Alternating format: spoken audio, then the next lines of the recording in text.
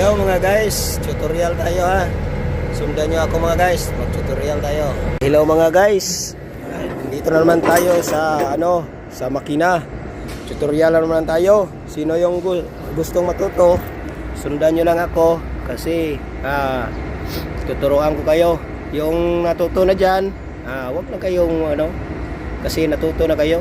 Yung mga operator, dating operator o dito mga guys, dito natin makikita yung natin, yung beef stick natin.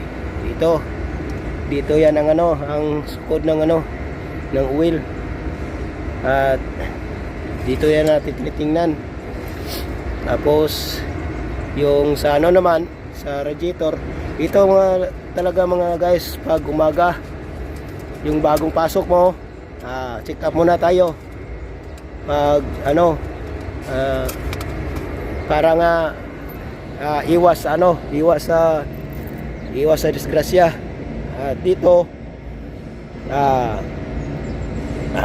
yung radiator panapas, okay pa ang tubig yan yan. At yung mga belt natin, tingnan natin mga belt natin kung yung maluag, yung iba maputol. Yan talaga ang yun. Tapos tingnan natin kung may diyan, may mga leakings. Yan mga guys. At dito naman natin tingnan dito sa yan, hydraulic.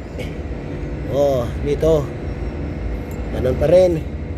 Dito yan. At sana nasundan nyo mga guys sa susunod na